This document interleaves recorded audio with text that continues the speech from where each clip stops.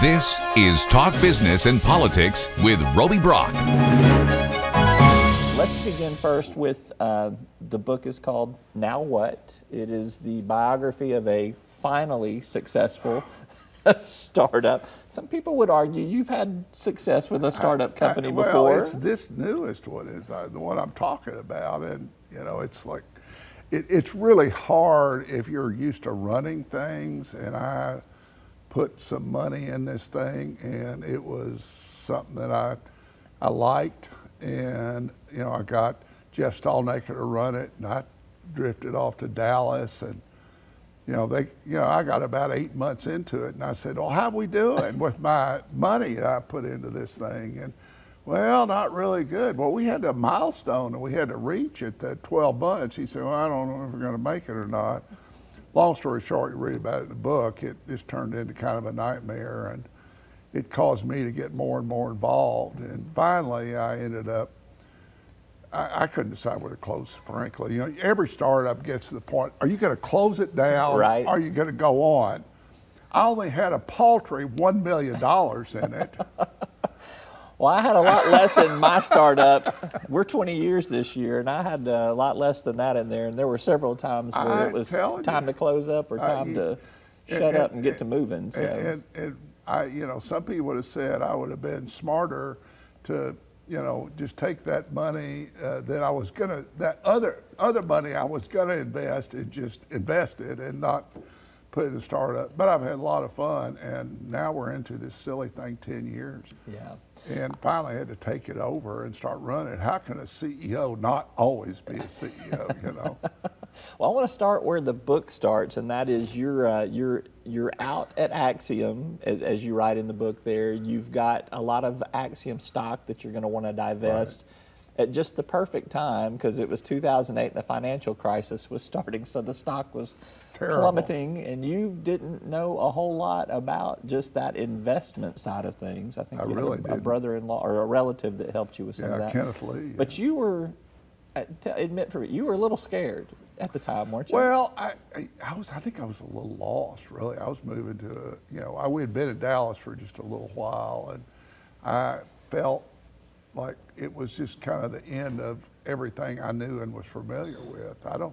It's like, getting a divorce. It's like, it's anything that's a major life-changing event. And even though I wrote about it, I can't remember the first book or the second book, I'm flying out of Little Rock. I remember looking down saying, I'm leaving everything I knew. Yeah. And I got there, and then I, had to start trying to go into this investing thing. But you know what I did, Roby? I started writing software to analyze stocks, and so, and I've done really well with that. Once a technology geek, always a technology geek. Once a geek, always a geek. Right. Cannot get the geek out of me. I'm telling you, I'm still writing software. You got to understand, I am still. You still write software today? I am still. For what? We're going to talk about a scam solution that T-Mobile has, and if you don't have a T-Mobile phone, you will have one when I finish with you today. Oh, okay. So I guess for people who don't know, how did the First Orion opportunity present itself to you, and what was the big turning point for First Orion? Because as you mentioned, in those early years, it was rocky road. Well, the real genesis of this whole thing was a guy in Boston who was worked with Axiom in those days on some telemarketing-based solutions. He was trying to protect companies from making bad outbound telemarketing calls that were illegal. And he had come up with this scheme of going to carriers and say, hey, let's give individuals the ability to block individual phone numbers. And it was kind of the opposite of what I'd always done. I've been trying to get people to look at stuff. Now, suddenly it was something to block people from getting phone calls. But obviously the concept was maybe a telemarketer had been bothering you or a girlfriend or whatever. I was so naive about the telemarketing industry. I thought I was pretty smart. I didn't know much of nothing.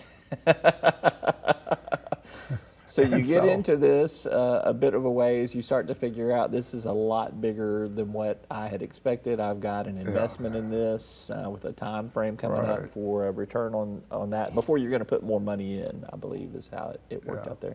So so you get Stallnaker in there and things do eventually start ginning in the right direction. But what was the big break though for First Orion? We built an app. We gave up trying to get carriers to do it. That was a silly idea in the first place, to tell a carrier, hey, there's 4 of us going to come and we're going to tackle your network and we're going to start modifying it. No, it wasn't going to happen. So, You did get in. well, you we did, have you did eventually. yeah, We are. But first, we built an app to do the same thing. Yeah. Built a BlackBerry app and then an Android app. And it was that Android app that gave us the first real shot. We proved this thing would work with the BlackBerry app. We got a lot of downloads because it was a big problem, and particularly from people who were being chased by debt collectors. And in those days, debt collectors keep pounding people with the same number. Now they change the numbers. Just by a single digit. So Well, yeah. or whatever, But anyhow, we were able to close a deal with Metro PCS in Dallas.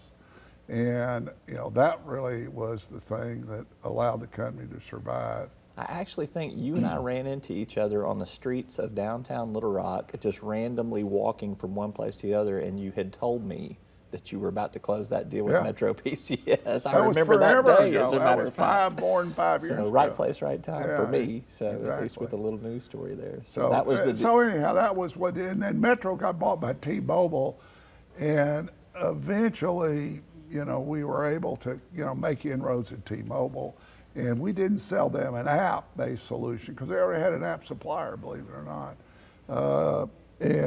But we convinced them they ought to put this in their network, and we could do it in the network.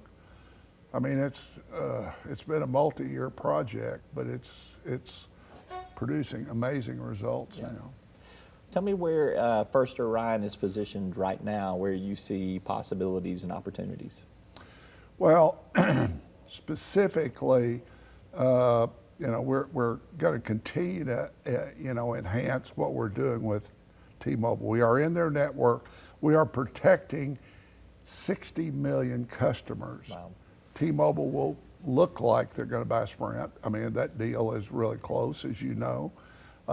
Then we also have MVNO, virtual Volt, the virtual phone operators, who there are about 20 million people like TracFone that run through the T-Mobile network. So we'll have the 60 million of them, the 20 million MVNOs, and then Sprint. So we're going to be closing in on 150 million people that are going to be on our solution. But we're not only doing an ever enhanced job of stopping the scammers, identifying the telemarketers, the debt collectors, the fundraisers, so you have complete control over your phone. You can say, I want to block telemarketers, whatever, or the system, even without an app, you could block or have tagged, as we call, with scam likely. You can Google scam likely and you'll find out all about it. Yeah. But, Okay. so, but we have got a new product that we announced this week, and all its ramifications, the testing on that thing are phenomenal. It's revolutionary. What does it do? Well, you get a telephone call, and it comes in for American Express with an 800 number, right? Right. So you see the dialer, and all you're going to see on that dialer is you're going to see an 800 number come popping up as an inbound call. And what Inform does, we are in the network, remember, so we see the from and to number, and we plug in a from caller ID that says MX fraud, or we plug in Globe Life, or we plug in, help. In other words, you hadn't finished filling out your application, MX application. One of the horrendous problems that all of the issuers of cards have is people fill out these card applications, either online or in person, whatever, Yeah. and they fail to put one or two Right. fields in there.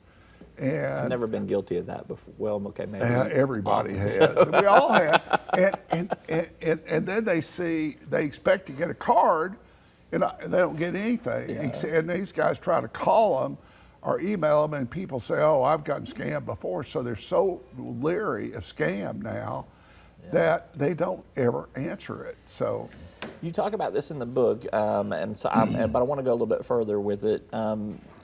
You started a tech company that thrived in Conway, Arkansas for many years before it moved to Little Rock, Arkansas. You've got First Orion now is in downtown Right. North Little Rock right now. Can you run a tech company of the vision that you're talking about from Central Arkansas like this? well, we can run it from here. Let me tell you that the issue that Arkansas has, it's, there are a lot of smart people like you, Roby. Checks in the mail, Charles. Checks in the mail. But there are a lot of undertrained, maybe undereducated, undertrained people who can be trained and whose skills can be brought up. We at Axiom in the old days, we had to hire 500 DBAs through a period in the 90s. We couldn't go out of state and hire them. There weren't 500 DBAs in Arkansas. There probably weren't 300 in all those states. And we set up Axiom University, and we put these young people through 10 weeks of education. When they came out, they go straight to work. Yeah. We're doing the same thing now with data science. We are right in the middle. We have 4 young people in data science program right now that are just, they're rockets. All 4 of them are amazing. You get in there and geek out with them a little bit. So. Well, I enjoyed,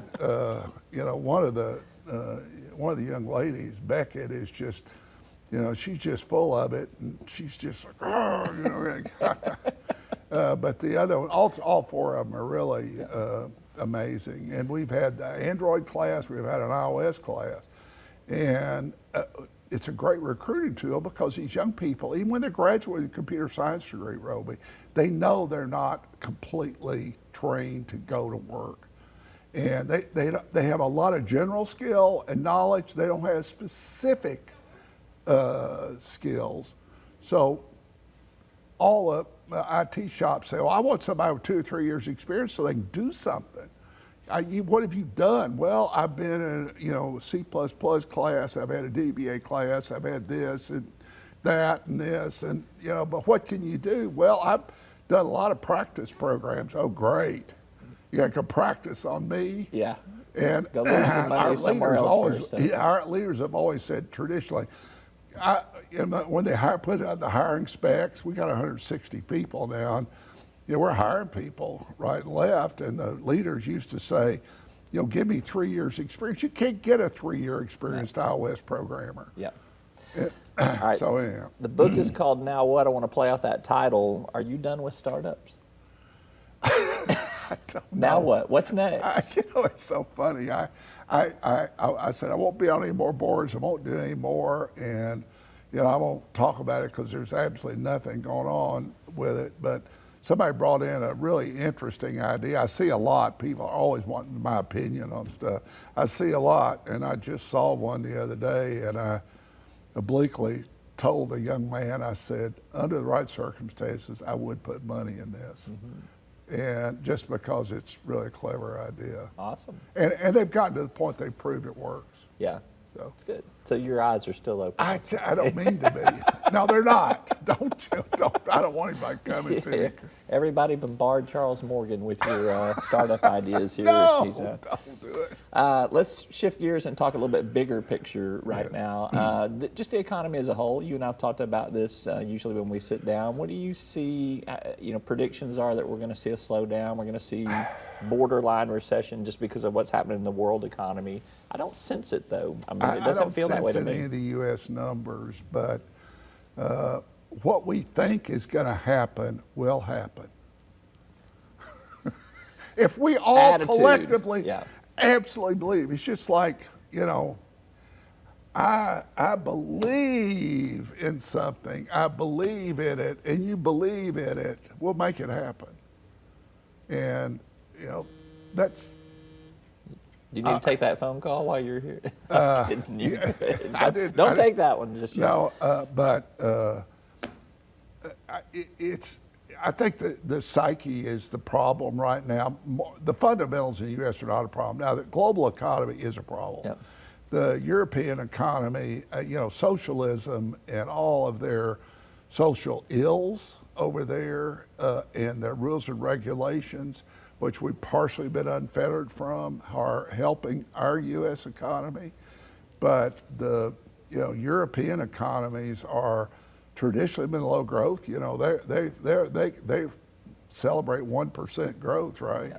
Any Yeah. of them, and usually that's Germany. So good news though, business and consumer confidence are generally pretty positive. they are, in the and US I right don't now, see nothing that I see on the horizon is, and I watch CNBC every day just to kind of stay up. Well, I get up early in the morning and I kind of got it going in the background to kind of stay up with what's going on. But I don't see anything disastrous. But I don't see another 3% year this year. I think we'll be at least 2%. Got to get your attitude improved on that. I Come know. on now. I'm such a pessimist. I'm not optimistic enough.